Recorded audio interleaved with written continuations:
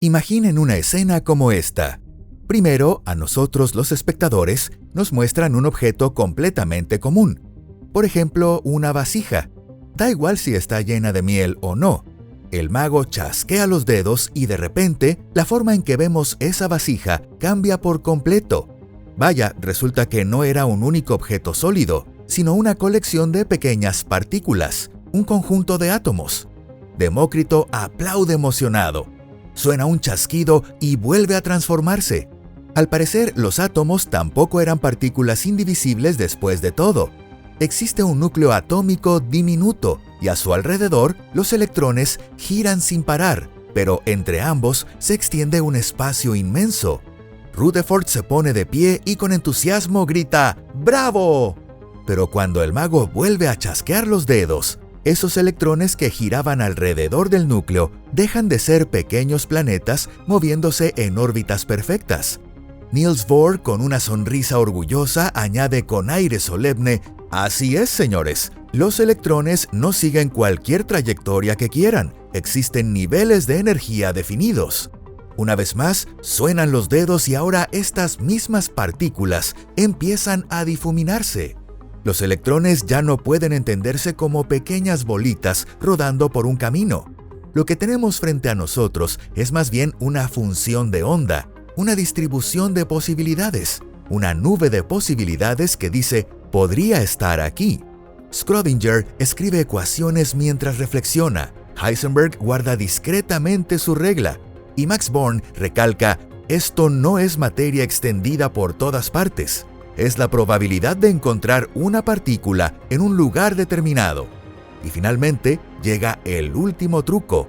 Incluso el aspecto de partícula desaparece por completo. Lo único que queda sobre el escenario son innumerables campos cuánticos invisibles. Y aquello que llamamos partículas no eran más que fluctuaciones locales, simples ondulaciones en esos campos. De la nada, cae el telón y escrito con letras enormes aparece «El mundo está hecho de campos cuánticos». Vaya, y pensar que al principio todo parecía tan simple y fácil de entender. Ahí estaba la vasija, y quizá incluso tenía miel dentro. Bienvenidos a Pangea. ¡Empecemos!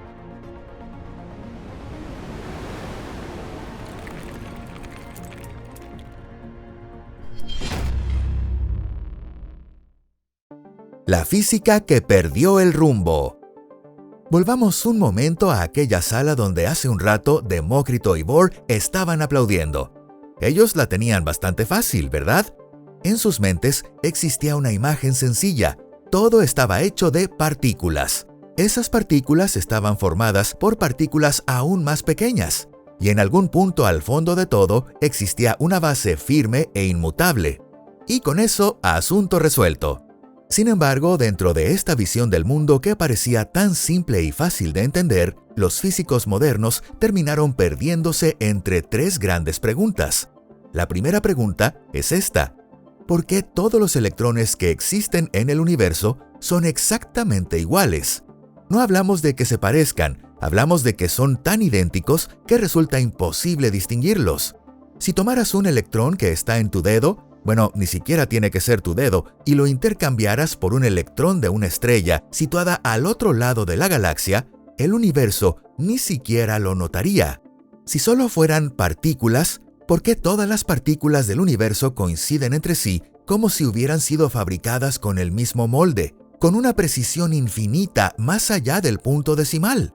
¿Quién está produciendo algo así en masa? La segunda pregunta.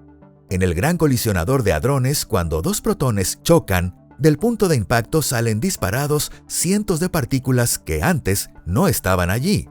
¿De dónde aparecen todas ellas? Las partículas no deberían dividirse y multiplicarse por sí solas. La tercera pregunta. Imaginemos que eliminamos toda la materia y cualquier tipo de radiación de una caja, y luego enfriamos hasta el cero absoluto. Aún así, algo sigue quedando dentro. El vacío no está vacío. Literalmente está hirviendo. Y no es una metáfora del tipo «está molesto porque lo llamaron vacío». Es algo real, físicamente real. Como una olla de gachas hirviendo y burbujeando.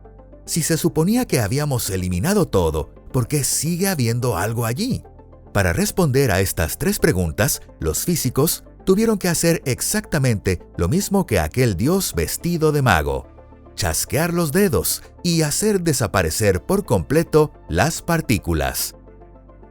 El mundo como una membrana. Para entender qué pusieron los físicos sobre la mesa en lugar de las partículas, primero hay que entender una palabra: campo. Seguro que ya la han escuchado antes. En la escuela, cuando el profesor ponía una hoja sobre un imán y esparcía limaduras de hierro encima, las limaduras formaban arcos perfectos y entonces explicaban: esta es la forma del campo magnético. En ese momento, muchos de nosotros probablemente estábamos pensando en cualquier otra cosa menos física, y eso fue una pequeña pérdida, porque ese dibujo hecho con limaduras de hierro podría ser una de las imágenes más importantes de toda la historia de la física, tanto en el siglo XIX como en el XX y el XXI. Ahora les explicaré por qué. Dicho de forma sencilla, ¿qué es un campo? Imaginen que están de pie dentro de una habitación midiendo la temperatura en distintos lugares. Cerca de la ventana hace frío, mientras que junto al techo hace más calor. Ese mapa de temperaturas repartido por toda la habitación es básicamente un campo de temperatura. De la misma manera, existen campos magnéticos, campos eléctricos, campos gravitatorios y muchos otros tipos de campos. Lo importante aquí es que un campo existe aunque en ese momento no esté ocurriendo nada. Aunque no tengas una brújula en la mano, el campo magnético de la Tierra sigue estando ahí. Simplemente no hay nada presente en ese instante que lo haga visible. Los campos siempre existen. Son como el fondo sobre el que se desarrolla el escenario de la realidad. Aunque, bueno, más que un fondo. Pero de eso hablaremos dentro de un momento. Ahora expandamos un poco más la imaginación. Imaginen una membrana transparente y extremadamente fina extendida por completo a través de todo el espacio y todos los objetos del universo, desde la punta de su nariz hasta la galaxia más lejana captada por el telescopio espacial James Webb. Esa membrana está en todas partes, debajo de su escritorio también, incluso entre galaxia y galaxia, hasta dentro de un agujero negro. También dentro del café que quizá estén bebiendo ahora mismo. De verdad está en absolutamente todas partes. ¿Qué pasaría si tocaran esa membrana con un dedo? Exacto, se propagarían ondas excitacionales locales, pequeñas ondulaciones. Esas ondulaciones viajan por la membrana, transportan energía y, en principio, pueden detectarse. Todo depende de lo sensible que sea el detector. Quédense bien con esta imagen.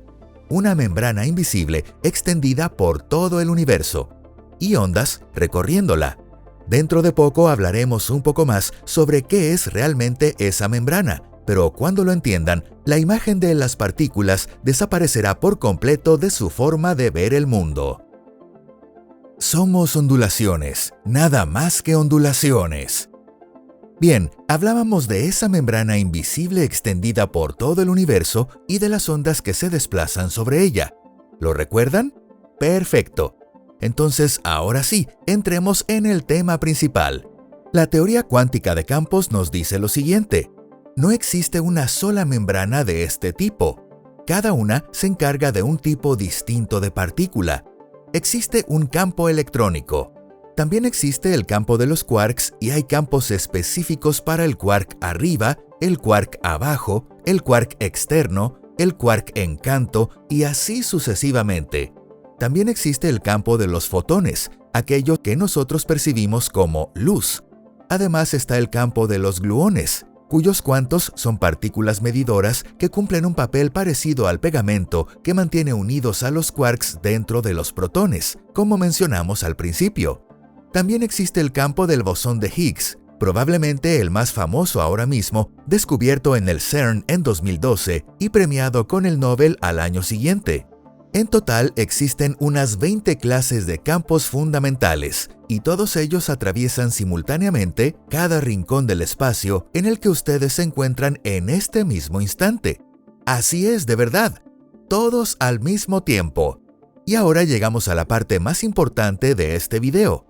Una partícula es una excitación local que aparece en uno de esos campos, es decir, una pequeña elevación sobre la membrana o una unidad de vibración. Exacto, los electrones no son bolitas. Un electrón es como darle un pequeño toque al campo electrónico. Es una pequeña onda local y estable que aparece sobre esa membrana extendida por todo el universo. ¿Y los fotones? Sí, son el resultado de hacer vibrar el campo fotónico. Los quarks también son vibraciones de sus propios campos. Y así sucesivamente.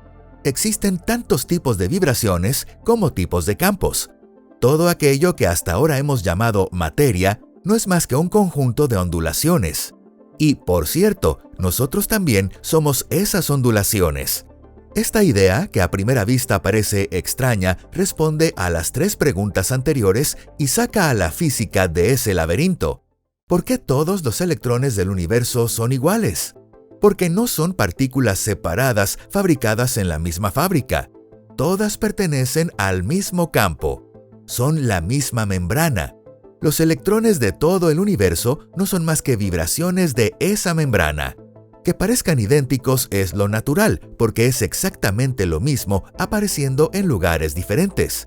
Preguntarse por qué 2 electrones son iguales es como preguntarse por qué 2 olas de la superficie del mar están hechas de la misma agua, porque son el mismo océano. Entonces, ¿por qué nacen nuevas partículas dentro de los aceleradores? Cuando 2 protones chocan a velocidades cercanas a las de la luz, se vierte de golpe sobre los campos que los rodean. La energía se propaga por las membranas como ondas sobre la superficie del agua, y cuando en algún campo aparece una ondulación lo bastante intensa, nace una nueva partícula. No es que las partículas se estén multiplicando, es que los campos están intercambiando energía constantemente entre sí. Una vibración en una membrana puede provocar vibraciones en otra. Así que, en realidad, no hay nada misterioso, solo un reajuste energético. Entonces, ¿por qué el vacío hierve como si fueran gachas? Porque el vacío no está vacío. También está lleno de innumerables campos. Y aunque ahora mismo no existan grandes excitaciones, siempre hay pequeñas ondulaciones y fluctuaciones presentes. El principio de incertidumbre de Heisenberg exige precisamente eso.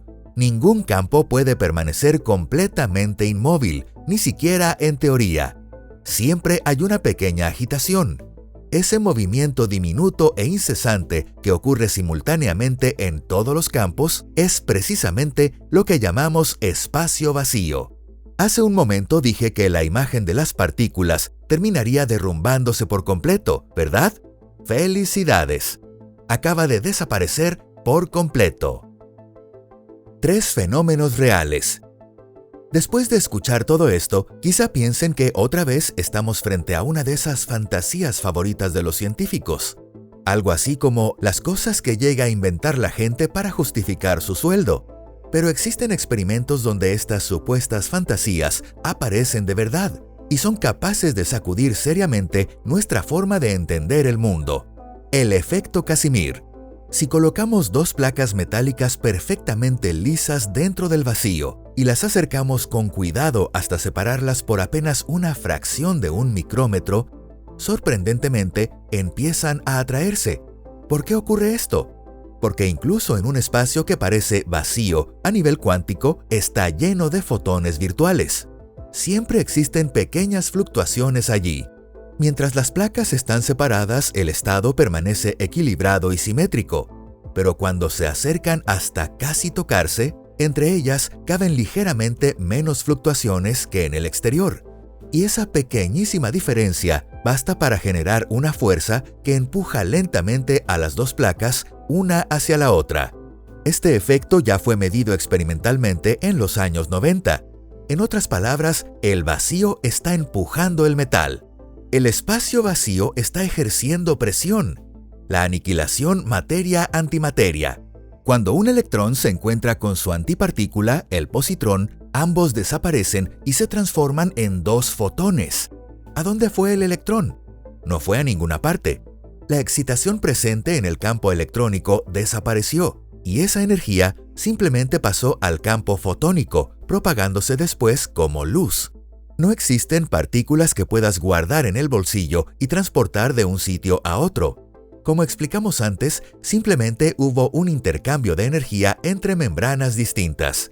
Y ahora llegamos al más importante de todos, el campo de Higgs. Este sí es especial.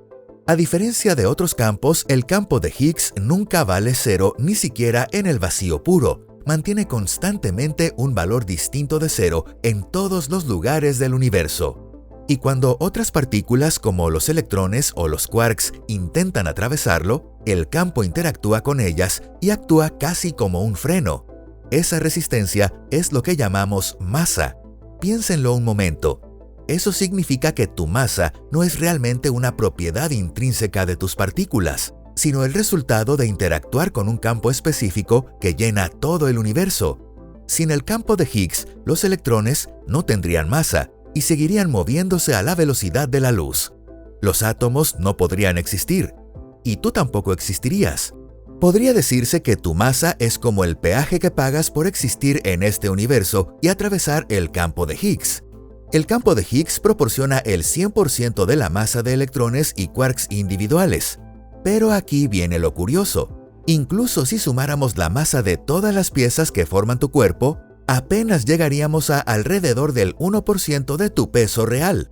El 99% restante proviene de la enorme energía cinética y la energía de enlace que existe dentro de los átomos.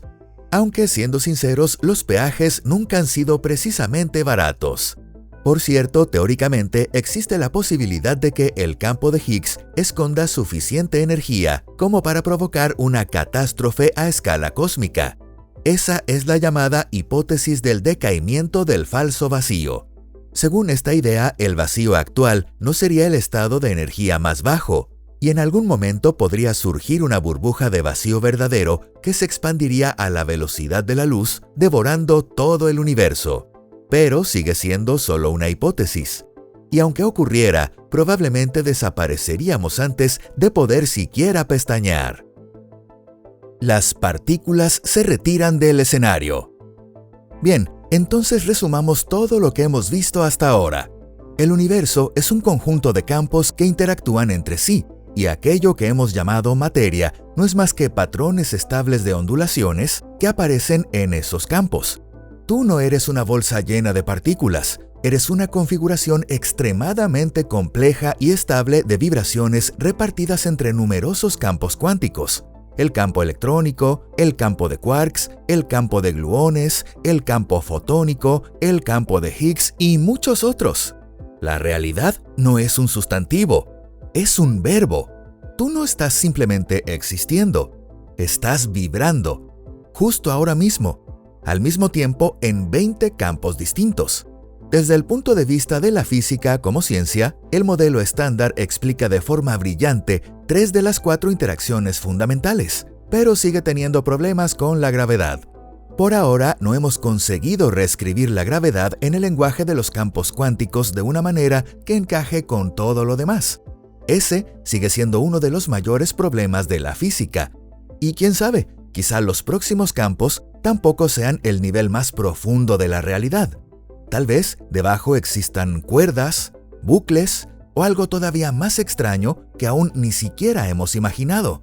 Lo único seguro es que esa vieja imagen de pequeñas partículas sólidas ya no funciona. La nueva forma de entender el universo, basada en campos, funciona muchísimo mejor. Lo que exista más allá de eso sigue siendo territorio desconocido. Solo queda esperar que logremos descifrar ese misterio mucho más rápido de lo que tardamos desde la época de Demócrito hasta hoy. Lo realmente interesante apenas está empezando. Si les gustó este video, no olviden dejar su like y compartirlo con sus amigos. Muchas gracias por verlo. Nos vemos en la próxima. Adiós.